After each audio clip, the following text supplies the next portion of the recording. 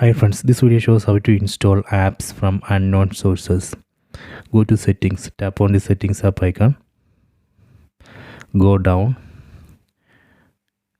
select security and privacy, go down, then select install unknown apps. Here we can see list of apps. From this list we can select the app for which we need to give permission to install Android APK files from unknown sources. So let me give that permission to Google Chrome, because I need to use Google Chrome to download Android APK files and install in this mobile phone. We can give this permission to any app in the list.